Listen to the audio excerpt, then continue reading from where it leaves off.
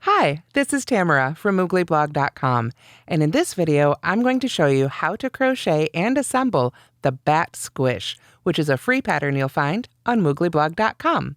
Please go to the link in the description where you'll find both right and left-handed video tutorials, as well as a link to the written pattern and the other tutorials you may need to complete this pattern. You can also simply go to your favorite search engine and type in Moogly Bat Squish. To make the Bat Squish, I used about 1.5 skeins of Bernat Blanket in the colorway Coal, or black. I also used an 8mm crochet hook, 2 safety eyes, 24mm, and of course we needed some stitch markers, a yarn needle, scissors, and all our standard crochet supplies. To fill the Bat Squish, I used a 10-inch Microbead Pillow Ball, which is linked in both the pattern and the tutorial. Or you can stuff it with polyfill or whatever you like. Let's get started making our very own Bat Squish. So here we have the Bat Squish disassembled. I haven't put this one together yet, but I've got almost all the pieces ready that I need.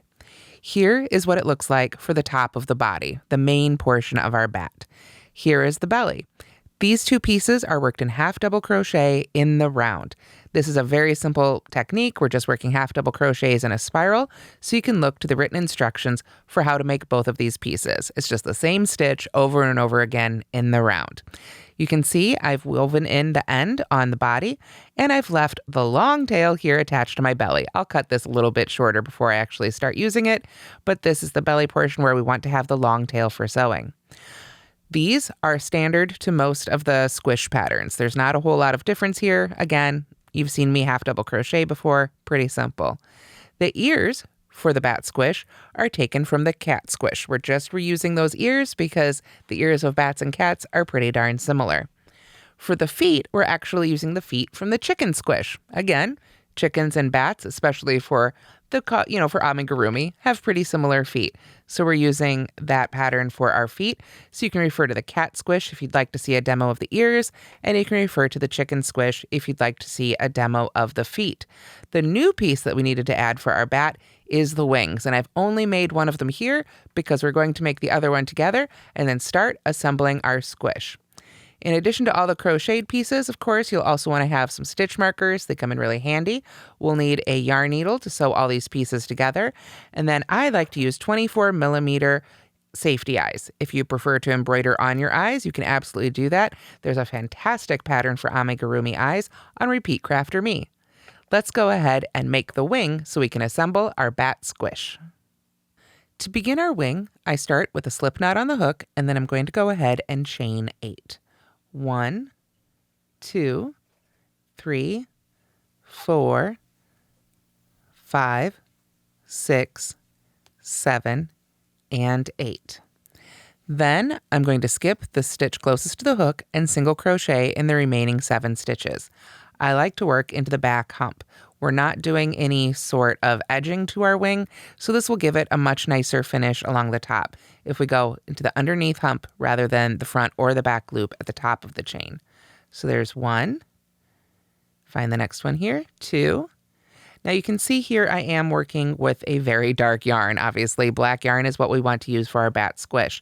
And I know that makes it a little bit more difficult to see your stitches, not only on camera, but when you're there in person. I want to ensure you it is a little bit easier in person. The big tips I would have are using a nice bright light, like you can see I have here. A white background helps quite a bit. Even just putting a pillowcase or a piece of paper or something on the table or on your lap can be a big help. But also don't be afraid to use your fingers. I can feel where that next hump is on the back of that stitch. I know right where to put my hook. So go ahead and use all your senses when you're crocheting with black yarn, and of course some bright light to help your eyesight as well. So here you can see I've worked all the way across. We've come to that slip knot. So we should have 7 stitches. And again, I can kind of use my fingers and I can see against the white background sort of the hump of each of those V's here. So we've got 1, 2, 3, 4, 5, 6, 7 single crochets for row 1 of our wing. To make row 2, we want to start with a chain of 1 for our turning chain and then turn. And then we're going to single crochet in the first 6 stitches. We're going to leave that last one unworked. So there's 1, 2, 3, and these are just simply single crochets. Pull up some more yarn here. 4 and 5 and 6. So there we are. We're working from the top down as we make our wing. So that's what it looks like after row 2. Row 3 is pretty simple. We simply chain 1, turn, and single crochet in each stitch across. So we had 6 stitches in the previous row. We'll have 6 stitches in this row. There we go. So we just go ahead and work to the end for row 3. So this is what it should look like at the end of row 3, which gets us ready for row 4. Row 4, we chain 1 and turn, or turn and chain 1, however you like to do it. And then we're going to single crochet in the first 5 stitches. I think you get the idea. This is creating that scalloped look on the edge of our wing here. We're just not working all the way across. We're leaving that last stitch unworked. So that should be 5. Let me get that yarn untangled there and double check. 1, 2, 3, 4, 5. We're all right there.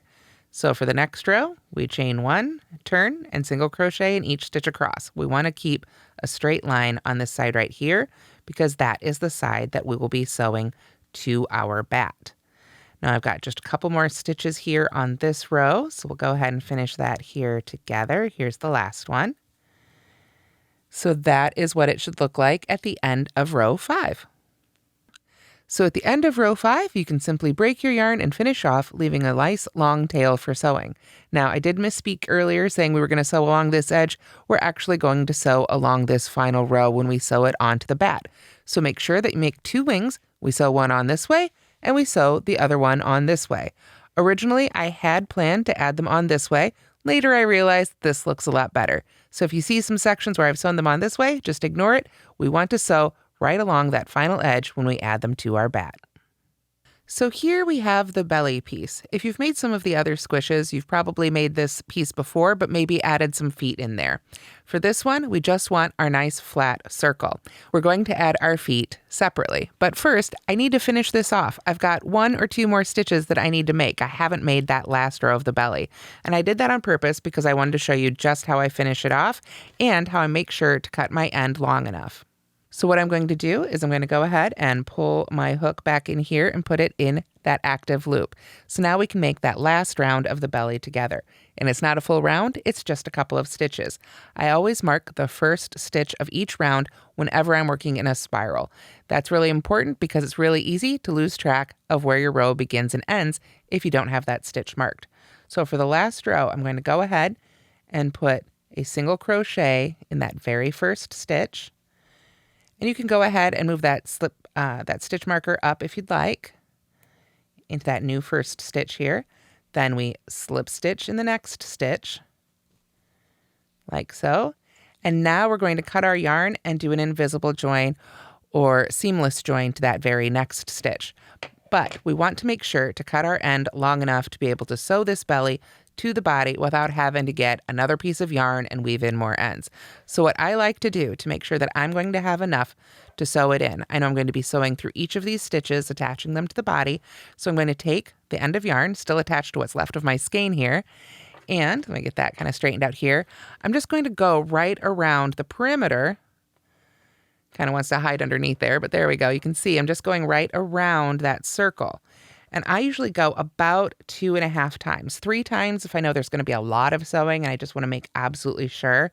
But 2.5 times is usually plenty, right about there. So that gives me a good spot to go ahead and cut my yarn. Now I may have some extra, might end up wasting a few inches, maybe a foot or more, but I'd always rather have a little extra than have too little. So after cutting my yarn, I'm just going to lift up with my hook, create a big loop there, set the hook aside, and then just pull the rest up through with my fingers here. It's a nice long strand. We don't want to make sure it does not get tangled. Then I'm going to take that end, put it on my yarn needle. We can go ahead and put that all the way on there quite a bit. And we're just going to sew into this very next stitch. We just want to give this belly a nice even row to sort of step down with. Whenever we're working in a spiral, you need to think about how you're going to finish it off. And this is my favorite way, really. So I just go right under that next stitch as if I was going in with my hook, but I did it with my yarn needle here. And take your time with this long, long end and pull that all the way through. There we go. And then just come right back into the center of that previous stitch. I know it's a little hard to see here, but you'll be able to see it on your own project pretty easily. And of course, if you can't, it's black yarn. Just tuck it in there wherever you like, whatever looks good. There we go. And now you can see I've got a much more smoother join there. And I've already got this needle here if I wanted to sew it on. But before we sew it onto the body, we need to add our feet. Okay, so to add the feet, I always like to think of that single crochet or where we did our last stitch of each round as the back of whatever creature I'm making. It just makes it a little easier to line things up. There are a few exceptions out there, so if you're making something else, be sure to read those instructions. But for the bat, we're going to use this as sort of our back end of the bat. So now we're going to take our feet, and I know it's black on black, so it's a little hard to see here, but we've made 2 feet just like our chicken feet. And you can see here, I've left a pretty good length of yarn at the end of those as well. So these are maybe just a hair different. I don't think they're terribly different from each other. If you wanted to flip one over so they kind of mirror each other, that works absolutely fine. But we're just going to sew these right to the bottom of our belly. Again, I know that's difficult to see with the black on black, but that's what, that's what bats are made of. So if you prefer one side to the other, remember to flip it over so that it's right side down, so to speak, against the belly, so that when the bat is sitting up, the right side will show on the top of those feet. But really, since we're flipping one over, it doesn't really matter. You can set it up however you like and just sort of aim for the middle of the bat. That's how I like to sew on the feet. I look for that center there where we started right at the beginning. We started with the magic circle and worked our way out, and just kind of set the back of those feet on either side of that circle. Then we can use our long ends here to sew those on. So let's do a little bit of that together. I'm going to go ahead and set one of those aside. You can see I've got 2 long ends here. This one's pretty short. This would have been our first end. And I'm going to go ahead and use that to do the initial sort of placement, if you will. You can also use stitch markers if you want to at this point. It's totally up to you. Again, I'm just going to use my eyeballs to double check. There's my circle. I come out just a little bit to the side there. And then I am going to just send that right on through to the other side of our belly there. Oops, you can see I haven't woven in that center end just yet. But now I can just go ahead and tack down this end right away. And I can weave in those ends a little bit better later. I'm just going to kind of put it somewhere right now so that it's holding that foot in place. And then we can come back to the belly side, find that longer end, and really start sewing it on. Now, I don't like to sew around all the way. I like my toes, if you will, to flap free when the squish is standing up. So I don't want to sew past this little bed of the foot, if you will, right here. Got some little ends showing up since I've been cutting yarn. But I want to leave all these little toes free. So I'm just going to sew down really simply the rest of that foot. And again, we're using black yarn on black yarn, so we don't have to get super fancy with it. I'm just using a simple running stitch, but if you were making a squish like this to give to a small child, someone who's going to, be a little more rough and tumble with it, you might want to do more of like a back stitch, something to just hold it down that much more securely. All of my little ones are big ones now, so I don't have those same worries. Oop, I came back up in the same spot. That'll happen sometimes, especially when I'm talking and crocheting or sewing at the same time. There we go. So we just want to work our way around the bottom of that foot. You can see the stitches really just disappear right into the yarn, so you don't have to worry about being fancy. I'm going all the way through. That's one of the really fun things about amigurumi and stuffies and things like that, is that, there's a definite wrong side. There's the inside of the animal, so you can make the inside just as messy as you'd like. We don't have to worry about keeping the wrong side of our fabric looking nice. So you can see here, I've just kind of worked my way around really simply around the base of that foot. The toes are still loose, but the bottom is attached. And now I can just flip over to the inside of that belly piece and weave in my end. And now I can take the time and really weave in both of those ends that I know, now that I know I've got the foot someplace that I like it and I'm not going to go ahead and try and move it. So weave in all your ends for the first foot, and then you can add the second foot right on the other side of that belly. And now I've sewn on my second foot. The belly and the feet are all ready to go, so we're going to set those aside and work on the body. So now we've got the body piece. You can see I've kind of squished it down here on the table, but it's nice and big and ready to fit our 10-inch ball or whatever stuffing we like to use. Now, when I make my creatures here, I like to start with the eyes and sort of build out from there. So for the eyes, I'm using 24 millimeter safety eyes. Again, you can use sewn on eyes or embroidered eyes or crocheted eyes, whatever you prefer, or even a different size. Again, we're doing black on black. I wanted to keep it spooky. But if you wanted to, there are eyes that have sort of more of a standard human pupil, if you will. And you could absolutely use those as well. Change the size. Definitely make this bat your own. So here I've got my 2 eyes, and let me pull out a couple of the backs here. If you haven't used safety eyes before, they're very simple. They're very secure, but as you can see right on the package, they're for ages 3+. Theoretically, with enough finger power, you could pull them out of the fabric, and then it could become a choking hazard. For regular wear and tear, I think safety eyes are absolutely perfect. So for the placement, again, personal preference. You kind of arrange your face however you like to do it. I'm going to go down to somewhere between rounds 13 and 14. So I start counting from the top. Let me find that first magic circle here, right there.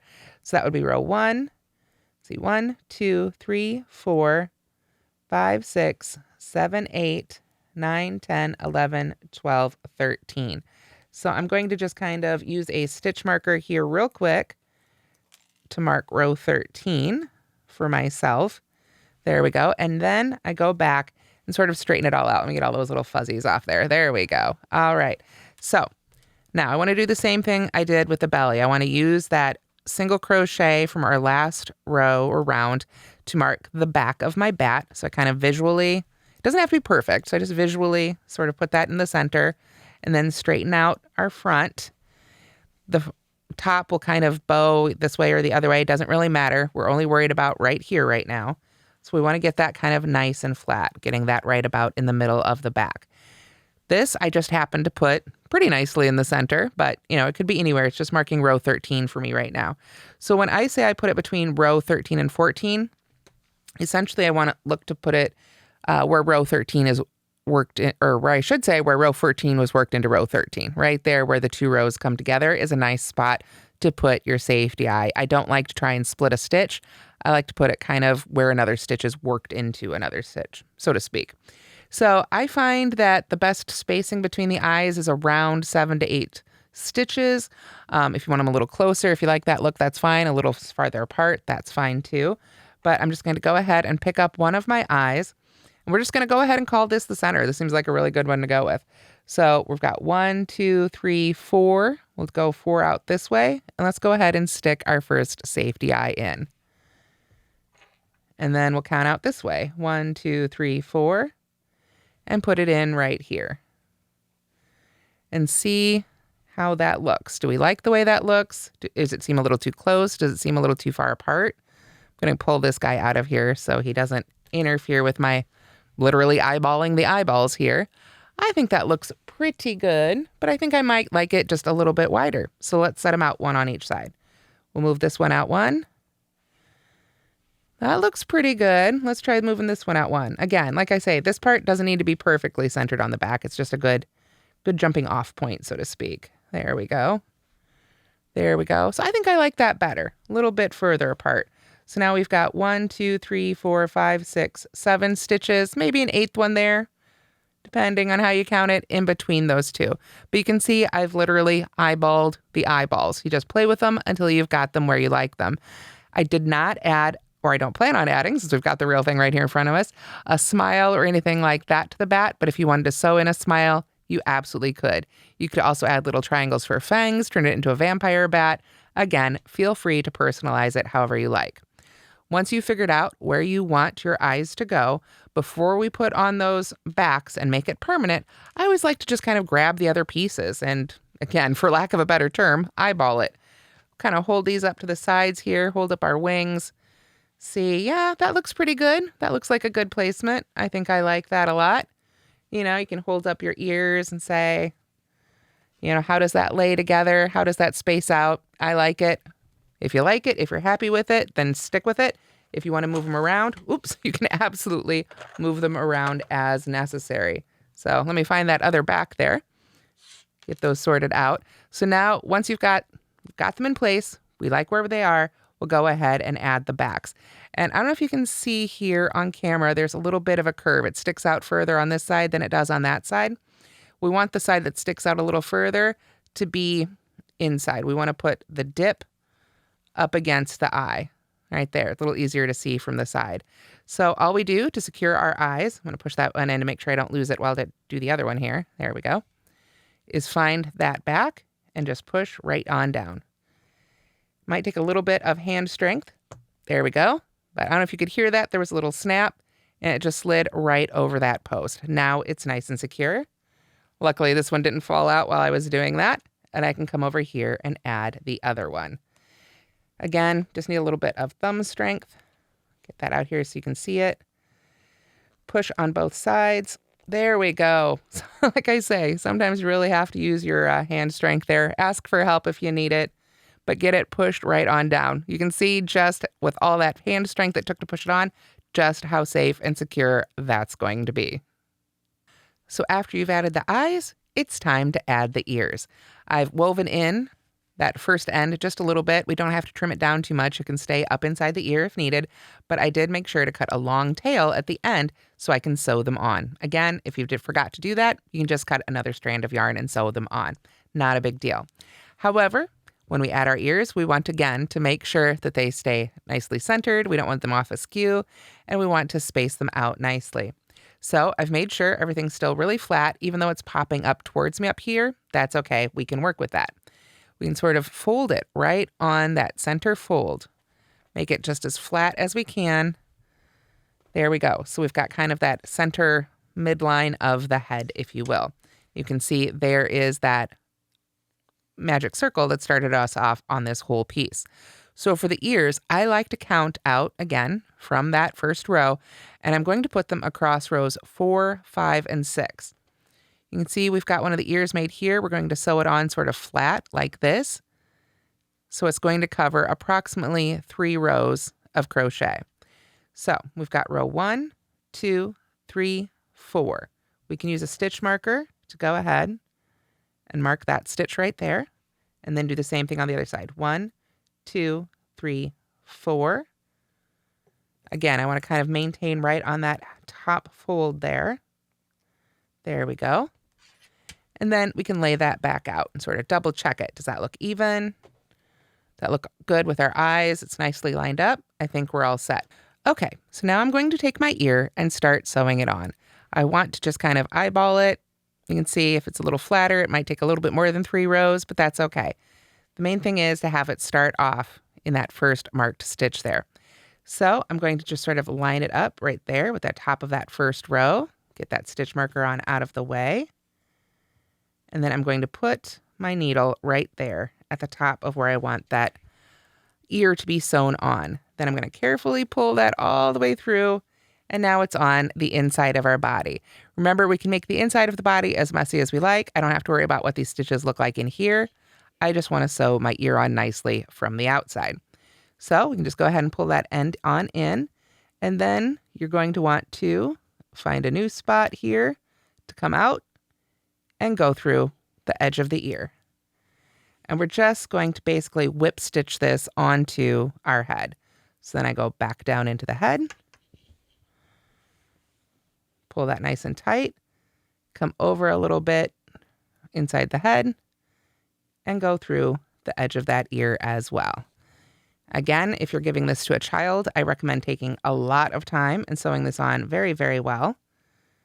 If it's just going up for decoration, you don't have to sew them on quite as securely. But you can see I'm just going to work my way all the way around the ear. And I've got that stitch marker there. Might be getting covered up soon, so I'm going to want to pull that out before that happens. But let's add another stitch right there.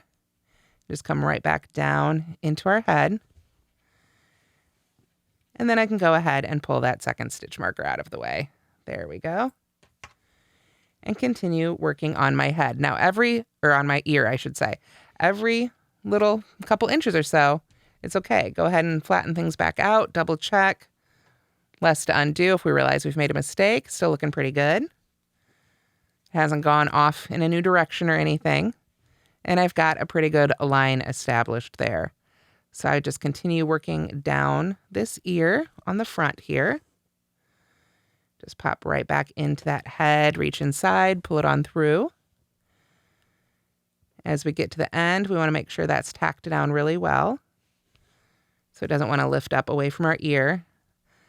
Like I say, if you are giving it to a child, make sure these are tacked down really well. I am sure your average toddler will eventually swing it around by the ears and the wings and anything else, and probably the feet too. So for the longevity of the piece, we just want to sew it on really well. So I've done the front of that ear now, and I just want to turn and do the back layer as well. We're just going to sew that right up against the front layer. If you wanted to, you could sew those layers together before you sew it on, but I like to give it a little bit more dimension and sort of sew it behind. Gives it a little bit more of a 3D look here. So we're just working our way across, get that fuzzy off of there, and continue sewing on the back of our ear. I want to pull that end out a little bit, getting a little close to the fold there. Come back up, feel your way in there. Again, don't have to worry about what it looks like on the inside at all. So as you can see, now I've worked all the way around the ear. It's nice and secure. And I'm not going to weave in the end yet. I'm just going to pull out my needle and let that end hang until I've sewn on the other ear and made sure it matches. So I'm going to do the same thing here, starting at this side and working out right along that fold to put the other ear on my Bat Squish. So once you have your ears sewn on and you like where they are, then you can go ahead and weave in your ends and we'll be ready for the wings. Now, one other thing you want to do before you assemble your squish is sew on the wings. I mentioned earlier I did them wrong the first time, so I had to cut them off very carefully and re-sew them to my finished squish. So when you see me sew the belly on here in just a moment, you'll see that the wings are on wrong in that section. But essentially, after you sew on the ears, you want to go ahead and sew the wings right in that same line along the side of your squish, and again, right along that final row with using our long tail. Do that on either side, and then you'll be ready for final assembly. So now we should be down to just two pieces, the body and the belly, but we can't forget the stuffing. I like to use these 10-inch microbead pillow balls, and you can find a link to these on the pattern as well as on the tutorial on mooglyblog.com. If you prefer, though, you can use another sort of ball or simply use some standard stuffing. To stuff the bat, I'm going to go ahead and first remove the tag. Remember, when you own it, you can remove the tag. So don't get scared if it comes with a big warning. There we go. I find it just make sure that it doesn't stick out or cause any white spots in the project itself. Then I'm ready to stuff it. Let me go ahead and move the belly to the side here, and I'm going to take the body. I've still got that stitch marker on there. That'll come in handy here at the very, very end. So I'm going to go ahead and open that body up. Now, I'm not too worried about this poking through my ball, but if you're using something a little more delicate, you can take a standard household lighter or flame and melt the ends here just a little bit. Just be sure that you do it carefully, and I recommend you do it outside where you've got some good ventilation since you are melting plastic. With these, I've never found it to be a problem though. So now I'm just going to go ahead and stuff the ball right in there. It might take a few minutes, but sometimes they're a little tighter, sometimes they're a little looser. It just depends on how many beads the individual stuffer of each ball wanted to add. This one went in pretty easily, but if you have trouble, you can just stuff them in a little bit at a time. Once we've got that nicely stuffed inside there, we can see how the cute little bat here is really taking shape. All we have left to do is add our belly. And this is where we still want to have that stitch marker in the single crochet for the belly and that final single crochet for the body, because that lets us match them up really nicely, just like so. And now we know our feet are going to be facing the same direction as the eyes. If you didn't add those stitch markers, or if you found that your feet ended up getting sewn on just a little twisted, not a big deal. Just take the time and straighten them out right now. Now, it looks like it's not going to fit, right? It looks like there's not any way that these are going to be able to come together to form one row. But they have the same number of stitches in this final row and in this final row. So we can use our sewing needle to just sew the stitches together 1 to 1. Before you do that though, I do recommend that you take some stitch markers and pair them up nice and secure so you always know you're in the right spot just in case you lose your place as you're sewing. So I'm going to go ahead and do that now.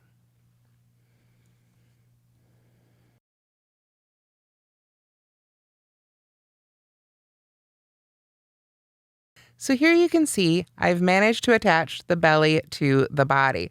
Yes, there's a little bit of strain on those stitch markers, but as we sew, I promise it'll all come together. It always does. Now, before you start sewing though, this is a good chance to check. Do you need to shift that belly a little bit? Is it lined up with your wings and with your eyes, with everything facing forward? Make sure your toes are under your eyes and not under the rear end of your bat. But with all that attached, if everything's all lined up, then we can go ahead and start sewing it together.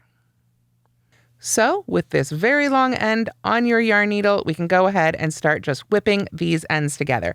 And again, it's just the whip stitch going right through pairs of stitches all the way around. We've got our tail end still attached to our belly here at the back. It looks like it's attached to, maybe just the stitch right before that stitch marker.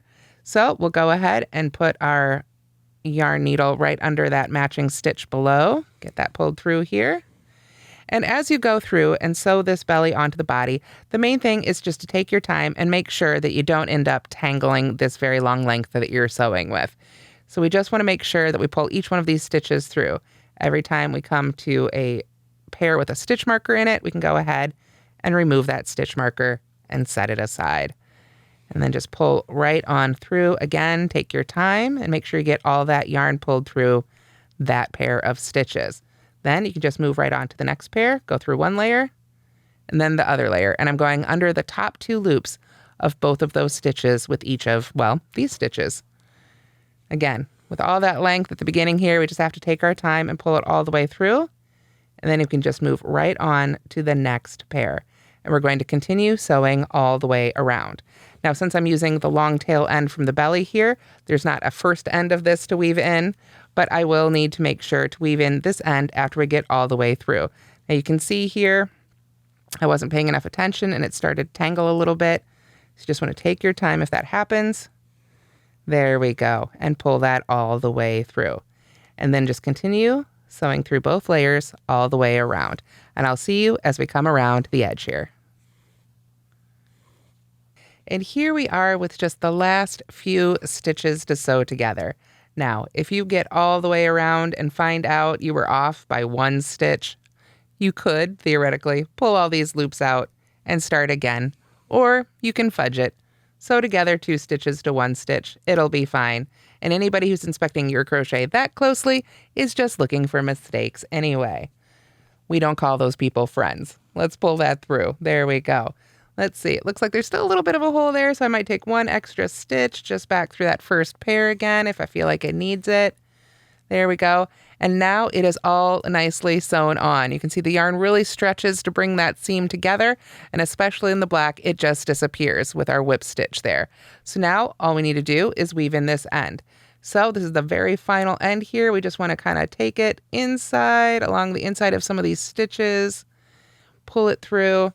And this is a pretty fuzzy yarn, so we don't have to weave it quite as far as we might want to weave in something that was really silky and smooth. The texture of this yarn itself will help hold it together. But nonetheless, we want to go a couple of different directions. And I'm just running my needle right along inside here. So I just came this way, so now I'm going to go this way with my needle. I want it to be inside the stitches, but not being able to seeing it too much. Again, the black yarn makes it a little easier to hide some of our sins here. But once we've got it pulled through, and you can see I had a little extra yarn on here, but again, I always like to cut a little extra. Make sure we get that end through there. There we go. When we feel like it's nice and secure, it's not going to go anywhere, we can go ahead and cut that end. To do that, when we go to cut this final end, we want to make sure that we don't have, a little bit of it sticking out of our finished project. So we want to make sure, let me get this against the table here so you can see it really nicely. I'm going to pull up on that, give it a lot of tension, cut it as close as I can to the fabric, And then we'll just give it a little squish here, and that end should pull right back down nice and inside. And with that, we have finished our very own Bat Squish. I always like to just reshape it a little bit, with all the sewing and things, it gets a little crazy. So we just do sort of a little hand blocking, basically, make it look all nice. And there we go. One Bat Squish, all ready for Halloween. And that's how to crochet the Bat Squish. It is a really fun pattern to make. And as you can see, it really uses only the most basic stitches. I hope you'll give it a try. Thanks so much for watching, and don't forget to like and subscribe. And have a happy Halloween!